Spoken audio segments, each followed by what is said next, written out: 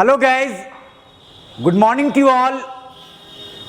आप सभी स्टूडेंट्स, विद्यार्थी, पार्टिसिपेंट्स, छात्रों का, बच्चों का मैं दिशा क्लासेस के यूट्यूब चैनल पर मैं हार्दिक नंदन, वंदन और कोटि कोटि अभिनंदन करता हूं। So I wish a very pleasant and cool morning to all the students as well as participants from the bottom of my heart. Guys, हम लोग बेसिक ग्रामर का हमारा जो आज का जो हमारा वीडियो है, इस आज के वीडियो में, आज के क्लासेस में हम लोग डिस्कस करने जा रहे हैं फ्रेज के बारे में, एडोम्स के बारे में और क्लाउड्स के बारे में। गाइज, आपने एडोम्स एंड फ्रेजेस का नाम जरूर सुना होगा।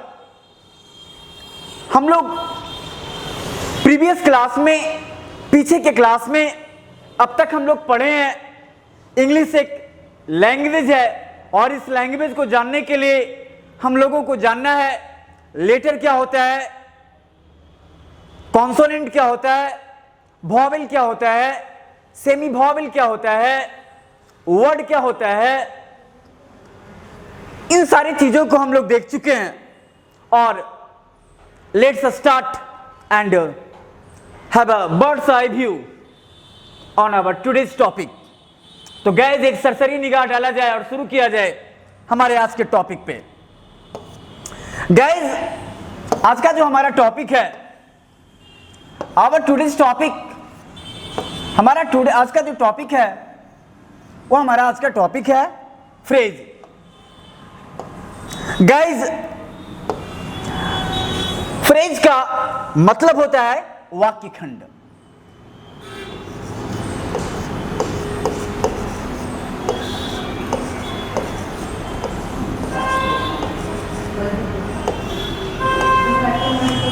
Guys, PHRASE, phrase, phrase means वाक्य खंड। वाक्य मीन्स आप समझ रहे हैं, जो कुछ भी स्टेटमेंट हम लोग बनाते हैं, whatever statement we make, that's a kind of sentence। जो कुछ भी कथन हम लोग बनाते हैं, लिखते हैं, बोलते हैं, पढ़ते हैं, वो एक न एक प्रकार का सेंटेंस होता है और वाक्य होता है वो, और यह है वाक्य खंड, यानी कि वाक्य का एक हिस्सा, एक भाग, ना कि वाक्य। तो गाइज, फ्रेज मीन्स वाक्य खंड और इसका डिफिनेशन हम लोग देखते हैं। A combination of two or more than two words, दो या दो से ज्यादा शब्दों का समूह, that makes sense, जो कि अर्थ तो बनाता है, अर्थ तो देता है, but not complete sense, लेकिन पूरा अर्थ नहीं देता है, is called phrase। गाइज, इस पूरे डिफिनेशन को आप फिर से सुनेंगे, मन से सुनेंगे आप और बिल्कुल अपने जेहन में फिक्स कर लेंगे आप। अ कॉम्बिनेशन ऑफ टू और मोर देन टू वर्ड्स, दो या दो से ज्यादा शब्दों का समूह, that makes sense but not complete sense, दो या दो से ज्यादा शब्दों का समूह जो कि अर्थ तो बनाता है लेकिन पूर्ण अर्थ नहीं बनाता है, उसे क्या कहा जाता है? वाक्य खंड कहा जाता है, फ्रेज कहा जाता है। अब इस वाक्य खंड को, फ्रेज को हम लोग देखते हैं। Let's see some examples. अब कुछ एग्जांपल को देखा जाए, लेकिन उससे पहले, कुछ एग्जांपल्स को देखने से पहले अब हमें सबसे पहले देखना है फ्रेज का एक और definition. There is one more definition of phrase. Guys, a phrase is a small group of words forming a part of a sentence, यानी कि वाक्य खंड जो होता है वो एक छोटे छोटे शब्दों का समूह होता है।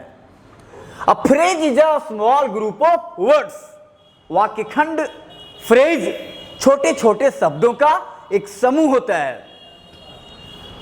Forming a part of sentence, जो कि वाक्य के एक हिस्से का निर्माण करता है, वाक्य के एक भाग का निर्माण करता है, न कि वाक्य बनाता है। गाइस, फिर से एक छोटे से डिफिनेशन को देखेंगे। अ phrase is a small group of words. छोटे छोटे फ्रेज आखिरकार होता क्या है? फ्रेज का मतलब होता है वाक्य खंड। PHRAS, फ्रेज मीन्स वाक्य खंड। इसका ये डिफिनेशन जो है, ये डिफाइन जो है, ये डिफिनेशन और ये डिफाइन कहता है कि ये phrase is a small group of words, माने वाक्य खंड जो है वो छोटे छोटे शब्दों का समूह होता है और वाक्य के एक हिस्से का निर्माण करता है। अ phrase is a small group of words, वाक्य खंड छोटे छोटे शब्दों का समूह होता है जो कि वाक्य के एक हिस्से का निर्माण करता है। उसे क्या कहा जाता है? फ्रेज कहा जाता है, वाक्य कहा जाता है। यानी कि हम लोगों को समझना है कि फ्रेज आखिरकार होता क्या है? तो छोटे छोटे शब्दों का समूह जो कि वाक्य के एक हिस्से का, एक भाग का निर्माण करता है, उसे क्या बोलते हैं? फ्रेज। गाइस, अब इस नोट को देखते हैं हम लोग। ये इस नोट में हम लोग देखेंगे अ phrase cannot contain a predicate. Guys, predicate means होता है विधेय। प्रीडिकेट मीन्स क्या होता है? विधेय। गाइस, आपने जरूर ही नाम सुना होगा सब्जेक्ट और प्रीडिकेट के बारे में। सब्जेक्ट और प्रीडिकेट के बारे में आपने जरूर सुना होगा। Suppose he is a spy. A spy means जासूस। गाइज, हम लोग को देखना यह है, ये सब्जेक्ट हो गया और सब्जेक्ट के बाद का जो हिस्सा होता है उस पूरे भाग को बोला जाता है प्रीडिकेट। एंड प्रीडिकेट मीन्स क्या होता है? विधेय। ऊपर हम लोग देख चुके हैं। I am a student, I subject और एम से लेकर के लास्ट तक का जो भाग हुआ उसको क्या बोलते हैं? प्रीडिकेट बोलते हैं, विधेय बोलते हैं। I eat an apple every day in the morning. मैं रोज सुबह में एक सेब खाता हूं। आई सब्जेक्ट हो गया और जहां से हमारा वर्ब शुरू हो रहा है, मेन वर्ब इट, वहां से लेकर लास्ट तक का जो हिस्सा है, लास्ट तक का जो पोर्शन है, वो क्या होता है? प्रीडिकेट, यानी कि विधेय। हम लोग आगे के क्लासेस में देखेंगे, जब हम लोग सब्जेक्ट के बारे में बात करेंगे, टेंस पढ़ेंगे, उस समय हम लोग बताएंगे, फिर से आपको हम रिमाइंड कराएंगे इन चीजों के बारे में। तो आप बिल्कुल समझ गए ना प्रीडिकेट क्या होता है, जिसके बारे में मतलब कि कर्ता के द्वारा जो काम को करता है वो करता हो गया, राम इज ए बॉय। और सब्जेक्ट के बाद का जो सेक्शन होता है, भाग होता है, प्रीडिकेट होता है। इसके बारे में हम लोग आगे के क्लास में और डिटेल से चर्चा करेंगे। तो गाइज, नोट में बताया जा रहा है कि a phrase cannot contain a predicate means किसी भी वाक्य के निर्माण के लिए, for the formation of any sentence, किसी भी वाक्य को बनाने के लिए we need a subject and a predicate. हम लोगों को एक सब्जेक्ट की जरूरत पड़ती है, कर्ता की आवश्यकता पड़ती है किसी भी प्रकार के वाक्य को बनाने के लिए। जैसे सपोज हमारा एक वाक्य है, we celebrated Independence Day the day before yesterday with pomp and show. हम लोगों ने धूमधाम से परसों स्वतंत्रता दिवस मनाया।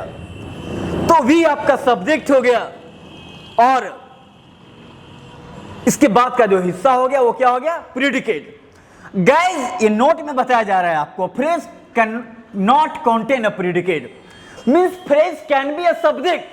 फ्रेज वाक्य का एक कर्ता बन सकता है बट प्रीडिकेट नहीं हो सकता है।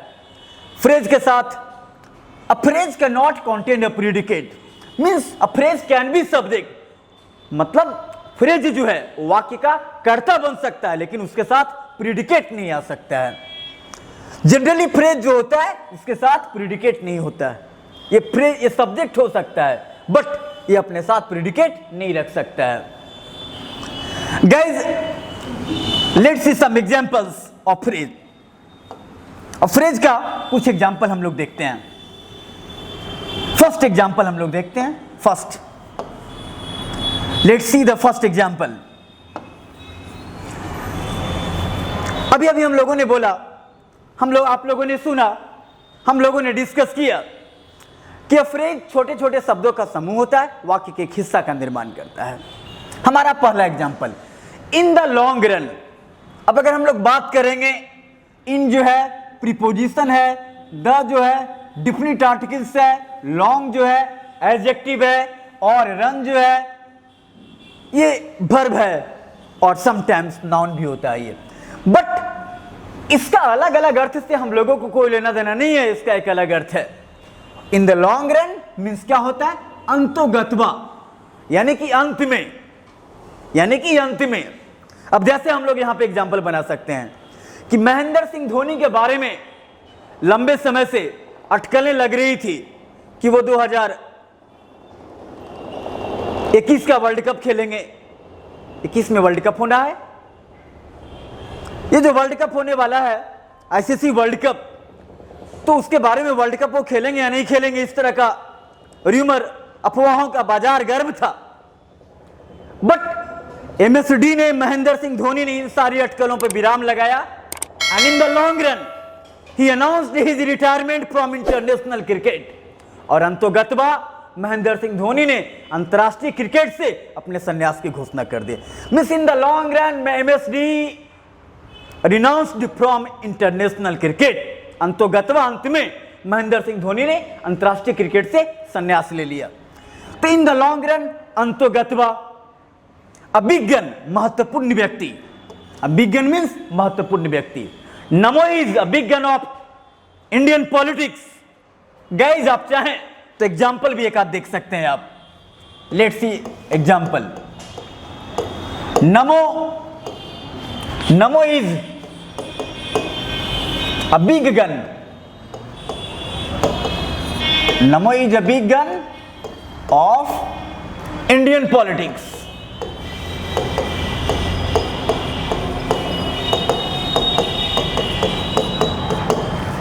छात्रों, नमो is a big gun of Indian politics.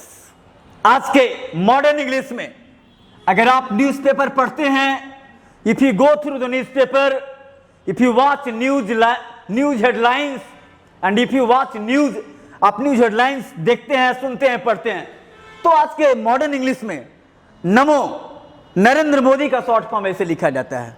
और ऐसे बहुत सारे चीज लिखे जाते हैं न्यूज़पेपर में, इंग्लिश न्यूज़पेपर में। आगे के क्लासेस में हम लोग आपके लिए लेकर के आएंगे some important hot tips of following newspaper headlines. कैसे न्यूज़पेपर का और न्यूज हेडलाइंस को हम लोग लिखें, पढ़ें, समझें। आगे के इसका एक अलग चैप्टर, अलग वीडियो आपको दिया जाएगा दिशा क्लास के द्वारा। तो नमो is a big gun of Indian politics. नमो भारतीय राजनीति के एक महत्वपूर्ण व्यक्ति हैं। आप देख सकते हैं कैसे फ्रेजेस का इस्तेमाल हम लोग वाक्य में कर रहे हैं। फेयर सेक्स नारी मीन्स वुमन, महिला। Grih Shobha, Grih Lakshmi, Vinita, Meri Saheli. This magazines are for fair sex, यानी कि गृह शोभा, गृह लक्ष्मी, विनीता, मेरी सहेली, ये सारी पत्रिकाएं, वुमन सीरा, ये सारी पत्रिकाएं महिला के लिए है, महिला की मैगजीन है। Out of date, out of date means पुराना। Kurta and dhoti are out of date outfit. Kurta और धोती जो है आज के समय में, आज के वक्त में पुराना ड्रेस हो गया है। आयरन विल मीन्स दृढ़ इच्छा शक्ति। If you have iron will you can achieve anything in the world. यदि आपके पास दृढ़ इच्छा शक्ति है तो आप दुनिया में कुछ भी प्राप्त कर सकते हैं, कुछ भी पा सकते हैं। Next, the ins and outs means पूरी जानकारी। The ins and outs means पूरी जानकारी। Means we must have ins and outs of any topic before making a speech. भाषण देने से पहले हम लोगों के पास किसी भी टॉपिक के बारे में पूरी जानकारी होनी चाहिए। The ins and outs, by and by धीरे धीरे, बाय एंड बाय धीरे धीरे। The students of Disha classes are learning English by and by. Disha classes के छात्र लोग धीरे धीरे अंग्रेजी सीख रहे हैं। तो बाय एंड बाय मीन्स धीरे धीरे। वी आर ओवरकमिंग अपॉन कोविड-19 बाय एंड बाय। धीरे धीरे हम लोग कोविड-19 पर काबू पा रहे हैं। बाय चांस, संजोगवश। Yesterday I met a friend by chance. कल मैं संजोग से अपने एक मित्र से मिला। आउट एंड आउट, सरासर। Out and out, out and out, सरासर मीन्स पूरी तरह। सरासर का मतलब पूरी तरह। You are absolutely right out and out, या you are right out and out. आप पूरी तरह सही हैं, आप सरासर गलत हैं। You are wrong out and out, तुम सरासर गलत हो। सो गाइज, ये सारे फ्रेजेस को आपको याद करने का तरीका, सारे फ्रेजेस को आपको अपने दिमाग में रखना है। Well, so just download it in your internal memory. Well, आप इसको इंटरनल मेमोरी में डिलीट कर लें, सॉरी डाउनलोड कर लें। यहां से डिलीट नहीं होता है, कभी नहीं डिलीट हो, यहां से होगा ये। और सब पे कोशिश करें सेंटेंस बनाने का, वाक्य बनाने का, लिखने का, यूज में लाने का, तभी आपका अपना हो गया सारा फ्रेज। और phrases are very important for written English and for 12th and for all kinds of English. So guys, आप चाहें तो इसे नोट कर लें, या चाहें तो आप इसका स्क्रीनशॉट ले लें। कोई जल्दीबाजी नहीं है, बिल्कुल आराम से एक एक बार मेरे साथ बोलेंगे आप।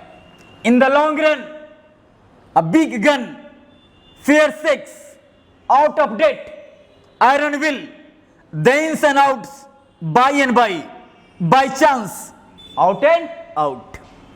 सो गाइज, आपको इसे नोट कर लेना है, मेमोराइज करना है, सेंटेंस बनाना है।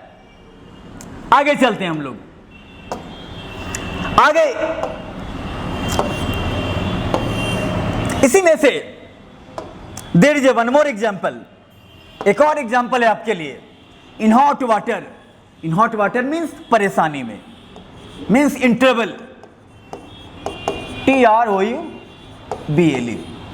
गाइज, ये जो हमारा 12th का एग्जामिनेशन में, इम्तिहान में, परीक्षा में एडम्स एंड फ्रेजेस जो आएगा, वो आपको मल्टीपल चॉइस रहेगा। 4 ऑप्शन आपको दिए जाएंगे, ABCD। हम लोग प्रैक्टिस करेंगे आगे के क्लास में। तो आपको जानना होगा इन hot water means in trouble. आपका ऑप्शन वहां पे इंग्लिश में आएगा। नॉलेज के लिए, ज्ञान के लिए आपको हिंदी भी समझना है और इंग्लिश टू इंग्लिश आपको जानना है। इन ट्रबल, परेशानी में। Most of the people of the world are in hot water because of कोविड-19। दुनिया के अधिकांशतः लोग मुश्किल में हैं, दिक्कत में हैं, तकलीफ में हैं, कोरोना वायरस के वजह से, कोविड-19 रूपी राक्षस की वजह से।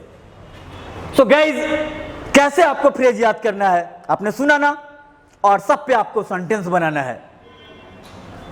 याद करने का मतलब ये नहीं कि रट्टा मारना है, आपको मन से देख लेना है किसी चीज को। कैसे हम अपने लाइफ में किसी व्यक्ति को देखते हैं और दोबारा जब उस आदमी पर नजर पड़ता है कभी भी, तो लगता है इस व्यक्ति को तो हमने पहले कहीं देखा है। Guys, only one thing I would love to say you, एक ही बात हम आपसे कहना चाहेंगे कि जब हम अपने रियल लाइफ में किसी व्यक्ति को एक बार भी देखते हैं, दोबारा नजर पड़ती है तो कहते हैं इनको कभी देखे हैं। तो भला शब्द से हमारी क्या दुश्मनी है? बिल्कुल आप मन से देखेंगे, दिल से देखेंगे, कभी नहीं भूलेंगे आप। गाइज, अभी से देखने के बाद हमारा नेक्स्ट चीज है, हम लोग का नेक्स्ट टॉपिक है आपका एडोम। गाइज, एडोम के बारे में हम लोगों को जानना क्या है, देखेंगे आप। एडोम मीन्स मुहावरा। एडोम मीन्स क्या होता है? मुहावरा। गाइज, एक्चुअली आप ऐसा लिखा हुआ पाते होंगे अधिकांशतः जगह, idioms and phrases, idioms and phrases.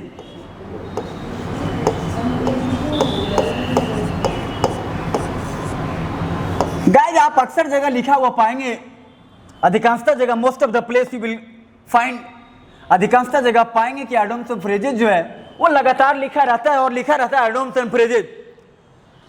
बहुत कम जगह आप पाएंगे अलग अलग एडम्स अलग और फ्रेज अलग, अधिकांशतः जगह जब भी रहता है तो एडम्स एंड फ्रेजेज। तो एडम्स एंड फ्रेजेज में क्या बात है, कौन सी जय और वीरू वाली बात है? जैसे कि जय और वीरू कभी अलग नहीं होते थे, वैसे ही एडम्स एंड फ्रेजेज हर जगह देखे जाते हैं एक साथ। इसके बारे में हम लोग आगे के प्रीवियस क्लासेस में, आगे के नेक्स्ट क्लास में हम लोग देखेंगे कि एडम्स एंड फ्रेजेज में कुछ अंतर है, कुछ डिफरेंस है, लेकिन दोनों में समानता भी है। इस पर हम लोग चर्चा करेंगे ये। और राइट नाउ हम लोग देख रहे हैं इस समय तत्काल Adam.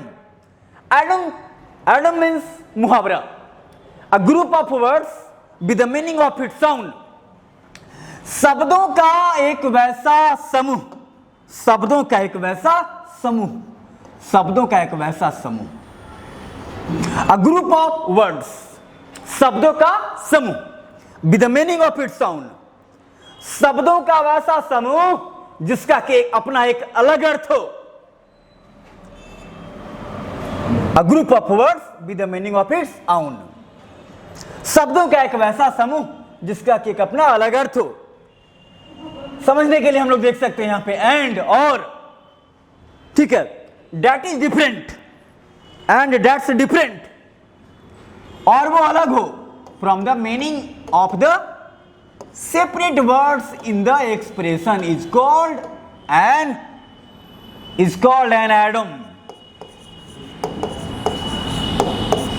is called an atom। Well, तो गाइस कहने का मतलब है, पूरी परिभाषा को, डिफाइन को हम लोग देखते हैं एक बार फिर से। ये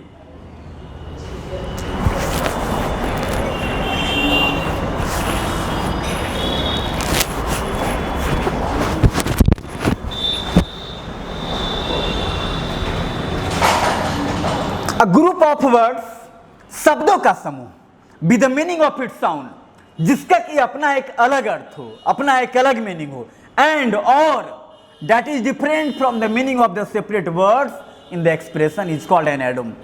शब्दों का एक वैसा समूह, ऐसे समझते हैं इसको। देखिए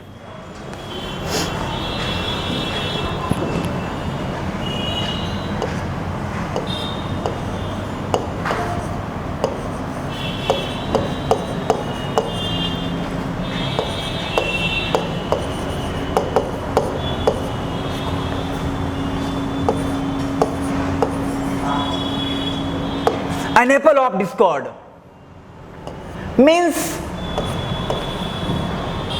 झगड़े की वस्तु। कैसी वस्तु? झगड़े की वस्तु। इंग्लिश टू इंग्लिश की अगर हम लोग बात करेंगे तो इसका मीनिंग होगा बोन ऑफ कॉन्टेंशन।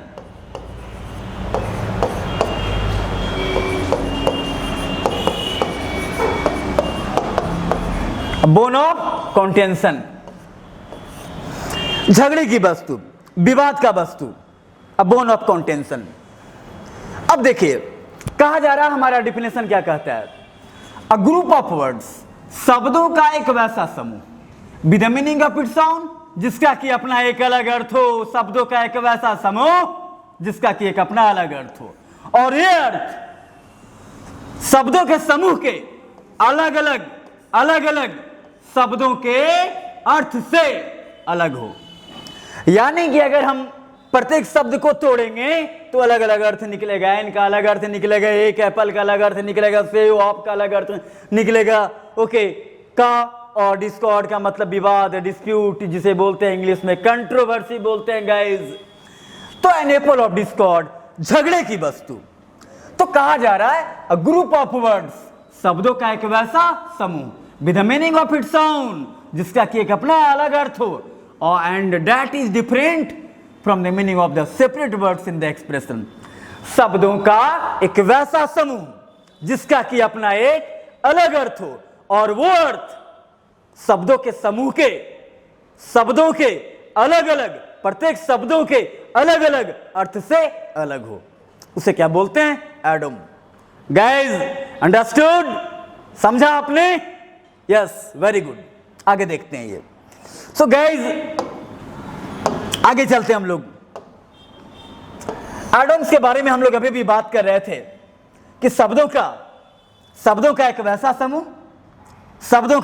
समूह जिसका कि अपना एक अलग अर्थ हो, और वो अर्थ शब्दों के समूह में प्रयोग किए गए प्रत्येक शब्दों के अलग अलग अर्थ से अलग हो। यही एडम है guys. This is called idioms. Let's see some examples. कुछ एग्जांपल्स हम लोग देखते हैं अभी। हमारा एग्जांपल फर्स्ट है अप्स एंड डाउन्स, उतार चढ़ाव। अप्स एंड डाउन्स, उतार चढ़ाव। Ups and downs is the law of the nature. उतार चढ़ाव प्रकृति का नियम है। इस तरह से सेंटेंस बनाएंगे आप, और सेंटेंस को आप अपने टंग पे फिट करेंगे।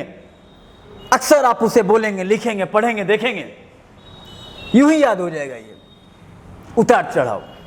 नेक्स्ट एट हर्ट मीन्स दिल से। अब अलग अलग अर्थ निकालेंगे तो एट मीन्स क्या होता है? पर, प्रीपोजिशन है। हर्ट माने क्या होता है? दिल। तो क्या दिल पर? नो नो नो नेवर, ऐसा नहीं होता है। यही तो बात हम लोग कर रहे थे कि शब्दों का एक वैसा समूह जिसका कि अपना एक अलग अर्थ हो, और वो अर्थ सभी शब्दों के अलग अलग अर्थ से अलग हो। तो एट हर्ट का मतलब सच में, दिल से। एक सेंटेंस तो यहां पे बनता है गाइज, है ना? ओनली वन सेंटेंस हम लोग देखते हैं। ये एग्जाम्पल देखेंगे हम लोग।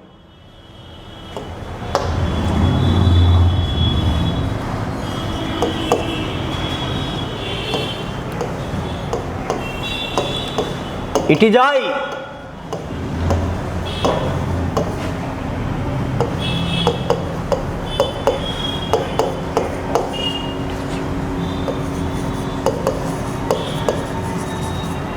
It is I who teach you at heart. ये मैं ही तो हूं, ये मैं ही तो हूं जो आपको दिल से पढ़ाता हूं। आप चाहें तो आप अंडरलाइन करें इसे। इट इज आई, मैं ही तो हूं, who teach you at heart. मैं ही तो हूं जो आपको मन से पढ़ाता हूं, जो आपको दिल से पढ़ाता हूं। इस तरह से सेंटेंस बनाएंगे। नेक्स्ट एनेकिल्सिल और हिल of एकिल्स।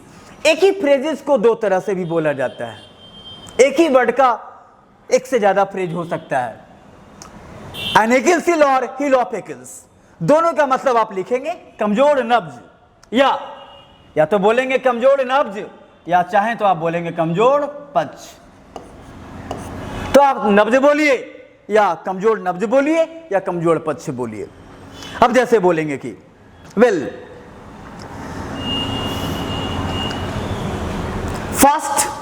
Fast bowling is an Achilles heel of team India. तेज गेंदबाजी टीम इंडिया का कमजोर पक्ष है। यानी कि हमारे पास अच्छे स्पिनर हैं, अच्छे ओपनर बल्लेबाज हैं, हमारे बॉलर जो है तेज गेंदबाज, उनमें कमी है। An Achilles heel, English is an Achilles heel of most of the students of Bihar. माने अंग्रेजी जो है अधिकांशतः विद्यार्थियों का कमजोर पक्ष होता है, कमजोर नब्ज होता है। सारे चीज उनके अच्छे होते हैं, मैथ में थोड़े हाथ तंग होते हैं। नेक्स्ट लुक इनटू मतलब इन्वेस्टिगेट, जांच पड़ताल करना। लुक इनटू मींस जांच पड़ताल करना। CBI is looking into Sushant Singh Rajput suicide case और murder case. CBI SS Rajput हत्याकांड की या एसएस राजपूत आत्महत्या का जो मामला है उसकी जांच कर रही है। लुक इनटू फ्रेजल वर्ब है ये, और एडम्स भी है ये। तो एक बात आप जानेंगे, फ्रेजल वर्ब एडम्स भी हो सकता है। इन्वेस्टिगेट ये आपका वर्ब हो गया, मतलब जांच पड़ताल करना। लुक आफ्टर देखभाल करना। Shravan Kumar looked after his parents. Shravan Kumar अपने माता पिता का देखभाल करते थे। गाइस वर्ब के तौर पे यूज हो रहा है, देखते हैं फ्रेजल वर्ब भी। और बहुत सारे एडम्स हैं, सेलेक्टेड एडम्स आपको दे जाएंगे आगे के क्लासेस में। तो गाइस अभी अभी हम लोगों ने देखा एडम्स, और इस एडम्स के बारे में हम लोग बात कर रहे थे कि जो हमारा एडम्स है ना, ये एडम्स कर रहे थे एडम्स और फ्रेज के बारे में। तो क्लाउज जो है ना, इसका शाब्दिक अर्थ होता है वाक्यांश, या इसका शाब्दिक अर्थ क्या होता है, उपवाक्य। A clause is a group of words, माने क्लाउज जो है, वाक्यांश जो है, उपवाक्य जो है, इस शब्दों का एक समूह होता है। That includes a subject and that includes a subject and verb, a subject and verb. Guys, clause के बारे में हम लोग बात कर रहे हैं कि क्लाउज जो है, a clause is a group of words, उपवाक्य शब्दों का एक समूह होता है। किसका समूह होता है, शब्दों का एक समूह होता है। That includes a subject and a verb. उपवाक्य जो है शब्दों का एक वैसा समूह होता है जो कि अपने साथ एक कर्ता रखता है और एक क्रिया रखता है, और forms a part of sentence, वाक्य के एक हिस्से का, वाक्य के एक भाग का निर्माण करता है। फिर से देखेंगे हम लोग क्लाउज के बारे में। ये a clause is a group of words, उपवाक्य यानी कि वाक्यांश शब्दों का एक वैसा समूह होता है। That includes a subject and a verb, जो कि अपने साथ एक कर्ता रखता है और क्या रखता है, क्रिया रखता है। And forms a part of sentence, और वाक्य के एक हिस्से का निर्माण करता है। उसे हम लोग क्या बोलते हैं, क्लाउज बोलते हैं। यानी कि शब्दों का एक वैसा समूह जिसमें कि एक सब्जेक्ट भी हो और एक वर्ब भी हो, और ये दोनों मिलकर के एक वाक्य का, एक भाग का, एक पार्ट का निर्माण करे। गाइज, जब बड़े बड़े सेंटेंस को हम लोग जोड़ते हैं, एक से ज्यादा सेंटेंसेस को जोड़ते हैं, तब हम लोगों को, और वहां पे हम लोगों को क्लाउज की जरूरत पड़ती है, क्लाउज की आवश्यकता होती है। वहां पे हम लोगों को क्लाउज की जरूरत पड़ती है, और वहां पे हम लोगों को क्लाउज की आवश्यकता पड़ती है। गाइज, अभी क्लाउज के बारे में हम लोग को यह देखना है कि शब्दों का एक वैसा समूह जिसमें कि कर्ता हो और एक क्रिया हो और वाक्य के एक हिस्से का निर्माण करता हो, उसे हम लोग क्या बोलते हैं, क्लाउज बोलते हैं। ये गाइज, अब देखते हैं हम लोग इस क्लाउज में देखते हैं ये सीता सेड। अब देख रहे हैं सीता सेड। तो अगर हम लोग बात कर रहे हैं, तो हम लोग बात करेंगे तो देखेंगे सीता क्या हो गई, सब्जेक्ट, सेड क्या हो गया, वर्ब। गाइज, सीता सब्जेक्ट हो गया, सीता सब्जेक्ट हो गई, और सेड क्या हो गया, वर्ब हो गया। ये तो अगर एक सब्जेक्ट आ जाता है और एक वर्ब आ जाता है तो वो एक वाक्य कहलाएगा, और वो वाक्य जो है, वो वाक्य भी एक क्लाउज होगा। कैसा क्लाउज, आप देख सकते हैं, you can have a look, आप बिल्कुल गौर से देख सकते हैं। सीता सेड वाक्य है, ये कंप्लीट वाक्य है, ये अपने आप में कंप्लीट है, पूर्ण है, ये किसी और पर निर्भर नहीं है। तो वैसा वाक्य, वैसा क्लाउज जो अपने आप में कंप्लीट होता है, अपने आप में पूर्ण होता है, अपने आप में मस्त होता है, किसी दूसरे पर निर्भर नहीं करता है, अपने आप में आत्मनिर्भर होता है, उसी को बोलते हैं पीसी। पी का मतलब प्रिंसिपल और सी का मतलब क्लाउज। इसे आप पीसी के अलावा चाहें, अगर आप चाहें तो पीसी बोलें आप, या इसको बोलें आप एमसी। गाइज, एम का मतलब मेन हो गया, एंड सी का मतलब क्या हो गया, क्लाउज हो गया। फिर यहां पी का मतलब प्रिंसिपल हो गया, सी का माने क्या हो गया, क्लाउज। तो चाहे आप प्रिंसिपल क्लाउज बोलिए, चाहे आप मेन क्लाउज बोलिए। तो सीता सेड, ये भी आपका क्लाउज है, लेकिन ये प्रिंसिपल क्लाउज है। और ये जो डैट जो यहां है, एक्चुअली डैट क्या है, तो डैट एक प्रकार का कंजक्शन है। डैट क्या चीज है, कंजक्शन है। पार्ट्स ऑफ स्पीच में आपने नाम सुना होगा, कंजक्शन। दो वाक्यों को जोड़ रहा है, दो क्लाउज को जोड़ रहा है। और कंजक्शन जो है ना गाइज, दो तरह का होता है। कंजक्शन का मतलब जो जोड़ने का काम करता हो। देखिए दो हाथ कैसे जुड़ा हुआ है, दो उंगलियां कैसे जुड़ी हुई है, ट्रेन का दो डब्बा कैसे जुड़ा हुआ होता है, कैसे ट्रैक्टर का इंजन और है ना उसका डल्ला जुड़ा हुआ होता है। तो जो जोड़ने का काम करता है उसी को बोलते हैं कंजक्शन। तो कंजक्शन दो तरह का होता है, आगे के क्लास में हम लोग देखेंगे, खुद एक बड़ा सा चैप्टर है कि कंजक्शन दो तरह का, कोऑर्डिनेटिंग और सबऑर्डिनेटिंग। तो डैट जो है सबऑर्डिनेटिंग कंजक्शन है, इसीलिए इसको बोला जाता है एससी। एस का मतलब हो गया subordinate, S means subordinate.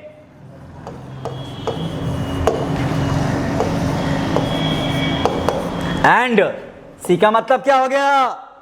Can you guess? क्या अनुमान लगा सकते हैं? या राइट, क्लाउज। Very good. तो सी माने हो गया क्लाउज। तो पूरा एससी का मतलब क्या हो गया? Subordinate clause. इसको सबऑर्डिनेट क्लाउज क्यों कह रहे हैं? इसलिए कह रहे हैं ना सबऑर्डिनेट क्लाउज, इसलिए कि डैट जो है सबऑर्डिनेटिंग कंजक्शन है। तो वाक्य में जहां से सबऑर्डिनेटिंग कंजक्शन शुरू होता है वहां से लेकर के यहां से लेकर के यहां से लेकर के आपका देख सकते हैं यहां तक का हिस्सा को क्या बोलेंगे? सबऑर्डिनेट क्लाउज बोलेंगे। ये क्या हो गया? प्रिंसिपल क्लाउज हो गया। तो सबऑर्डिनेट क्लाउज जो है वो अपने पूरे अर्थ के लिए प्रिंसिपल क्लाउज पर निर्भर करता है। तो गाइज यही क्लाउज है। अब देखते हैं हम लोग some more examples of clause. Clause का कुछ और एग्जांपल्स हम लोग देखते हैं। ये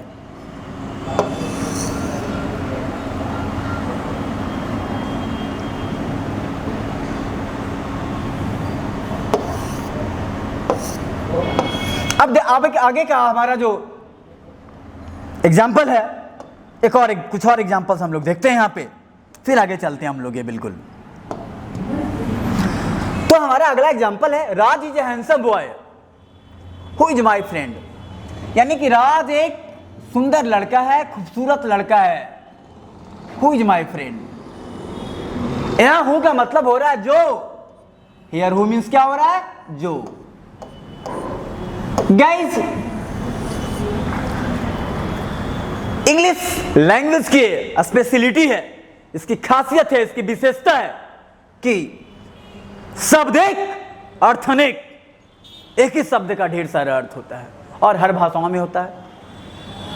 यहां पे हम अपनी सिर्फ अंग्रेजी के बारे में हम लोग बात कर रहे हैं। तो यहां पे हु का मतलब हो गया जो। राज एक खूबसूरत लड़का है, बहुत स्मार्ट है, जो मेरा दोस्त है। हु इज माई फ्रेंड, जो मेरा दोस्त है, जो कि मेरा दोस्त है। यहां पे हु का मतलब क्या हो रहा है? जो।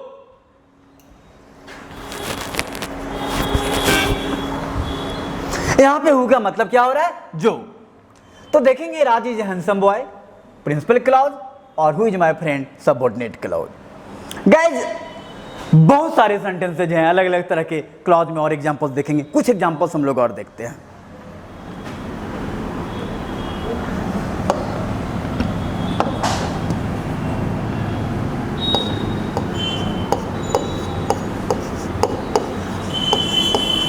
If Dhoni had stayed, if Dhoni had stayed, if Dhoni had stayed on the crease, on the crease, on the crease, India would have won the match.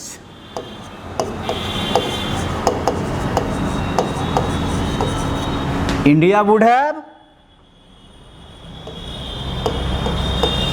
won the match. Won the match. If Dhoni had stayed on the crease, if जो है ना, if जो आपका है, ये if क्या है? ये if क्या है? कंजक्शन है। और ये कंजक्शन आपका हो गया, और यहां से लेकर के आपका टोटल जो यहां से लेकर के यहां तक का जो वाक्य हो गया, इसे क्या बोलेंगे? एससी बोलेंगे इसे। और यहाँ India would have won the match, Bharat match जीत गया होता, क्या बोलेंगे? पीसी बोलेंगे। ये क्या बोलेंगे? पीसी बोलेंगे ये। तो ये भी आपका क्लाउज है। Take an umbrella, take an umbrella. Umbrella का एक नया वर्ड है गाइस, हम आपके साथ शेयर कर रहे हैं, ब्रॉली। ब्रॉली मीन्स क्या होता है? अम्ब्रेला, छाता। टेक एन अम्ब्रेला या take a brolly in case it rains, in case it rains. अगर बारिश हो तो एक छाता ले लो। टेक एन अम्ब्रेला या ब्रॉली क्या हो गया? Principal clause. In case it rains क्या हो गया? एससी हो गया गाइस, सबऑर्डिनेट क्लाउज हो गया। तो देखा आपने पहला एग्जांपल, थर्ड एग्जांपल, अगर धोनी क्रीज पर ठहर गए होते तो इंडिया मैच जीत गया होता। सबऑर्डिनेट क्लाउज और principal clause. Take an umbrella in case it rains. यदि बारिश हो तो एक छाता ले लो, यदि बारिश है तो एक छाता ले लो। If you come late I shall punish you. यदि तुम देर से आओगे तो मैं तुम्हें दंड दूंगा, मैं तुम्हें दंडित करूंगा। कंडीशन है ये। तो गाइस कंडीशनल सेंटेंस में हम लोग देखते हैं कि क्लाउज का इस्तेमाल होता है। Let's see kinds of clause. तो गाइस चलिए हम लोग चलते हैं क्लाउज के दुनिया में। और गाइस अब हम लोगों को देखना है kinds of clause, sorts of clouds, types of clouds. Guys, there are two kinds of clouds. दो प्रकार के वो क्लाउज होते हैं। कितने? दो। एक को बोलते हैं प्रिंसिपल क्लाउज, जिसका दूसरा नाम है मेन क्लाउज। यानी कि इसको मुख्य, इसको क्या कह सकते हैं? मुख्य उपवाक्य कह सकते हैं। गाइस क्या बोलेंगे? मुख्य उपवाक्य। सबऑर्डिनेट क्लाउज, ये जो है ना दूसरे पर निर्भर करता है। डिपेंडेंट, डिपेंडेंट का मतलब क्या होता है? आश्रित। सबऑर्डिनेट, ठीक है, तो मुख्य उपवाक्य हो गया। या मेन क्लाउज बोलिए, लेकिन ये हो गया आश्रित। ये दूसरे पर आश्रित रहता है। क्या रहता है? आश्रित रहता है दूसरे पर। आश्रित उपवाक्य कह सकते हैं। ये दूसरे पर निर्भर करता है और ये खुद पर निर्भर रहता है। तो गाइस जानेंगे क्लाउज दो तरह का होता है, प्रिंसिपल क्लाउज और सबऑर्डिनेट क्लाउज, मेन क्लाउज और सबऑर्डिनेट क्लाउज, पीसी और एमसी।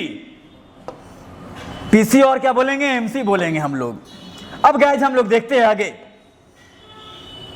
अब ये क्लाउज के बारे में आगे हम लोग को देखना है। क्या देखना है? क्या देखना है जी? तो देखना है क्लाउज के बारे में कि क्लाउज जो हमारा है, सो प्रिंसिपल क्लाउज जो है वो अपने मां बाप का इकलौता संतान। लेकिन सबऑर्डिनेट क्लाउज जो है, तो subordinate clause has three parts, three kinds. So just as Raja Dasrath, King Dasrath had three wives in the Ramayana, in the same way, clause has also, subordinate clause has also three parts. तो जैसे राजा दशरथ की तीन रानियां थी ना रामायण में, वैसे ही subordinate clause जो है इसका तीन भाग है, तीन भेद है, तीन टाइप है। First noun clause, second adjective clause, third adverb clause. So guys वैसा क्लाउज जो नाउन के रूप में काम करता हो, नाउन के जैसा काम करता हो। जैसे नाउन का काम क्या है? तो noun can be used as a subject, noun can be used as an object, noun can be used as a complement. तो एक नाउन वाक्य का कर्ता हो सकता है, कर्म हो सकता है, कॉम्प्लीमेंट हो सकता है, पूरक हो सकता है। उसी प्रकार नाउन क्लाउज का इस्तेमाल हम लोग जहां जहां नाउन का होता है वहां कर सकते हैं। I like what he says, ये जो व्हाट ही सेज हो गया ना, जो वह कहता है, मैं पसंद करता हूं जो वह कहता है। तो I like what he says, मैं पसंद करता हूं जो वह कहता है। तो यहां पे ये सेंटेंस किसका एग्जाम्पल है? सबऑर्डिनेट क्लाउज का एग्जाम्पल है। सबऑर्डिनेट क्लाउज का तीन भेद नाउन क्लाउज का एग्जाम्पल हो गया। Next, she is the girl हुम आई वांट टू मैरी, ये वही लड़की है जिससे मैं विवाह करना चाहता हूं, शादी करना चाहता हूं, निकाह करना चाहता हूं। तो विशेषता बतला रहा है लड़की की। ये हो गया आपका एडजेक्टिव क्लाउज। या the girl with long hair, या the girl with blue eyes is my batchmate, नीली आंखों वाली लड़की मेरी बैचमेट है। या लंबी बालों वाली लड़की, the girl with long hair is my neighbour, मेरी पड़ोसी है। एडजेक्टिव क्लाउज के उदाहरण हुए सारे। Adverb clause, guys adverb clause में हम लोग देखते हैं, where there is a will there is a way, where there is a will there is a way, जहां चाह वहां राह। ये एडवर्ब क्लॉज का एक जबरदस्त एग्जाम्पल है और साथ साथ में प्रोवर्ब भी है ये। तो गाइस चलिए आप अंदाजा लगाइए, आप गेस करिए, अनुमान लगाइए कि इस प्रोवर्ब का हिंदी क्या होता है। हम में से सभी लोग जानते हैं, आप में से, ठीक है, थोड़ा सा मेमोरी पर दबाव डालेंगे, जोर डालेंगे, राइट। तो गाइस आपने बिल्कुल सही आंसर दिया, जहां चाह वहां राह। देखिए यहां, जहां चाह वहां राह, जहां चाह वहां राह, जहां चाह वहां राह। Where there is a way, where there is a way, where there is will, where there is will there is a way, जहां चाह वहां राह। विल मीन्स इच्छा, विल मीन्स क्या होता है? इच्छा। जहां चाह यानी कि चाह, चाहत, डिजायर जिसको बोलते हैं, जहां चाह वहां राह। सो गाइज, कहने का मतलब हुआ कि इन सारे चीजों को हम लोगों ने देखा क्लाउज के बारे में।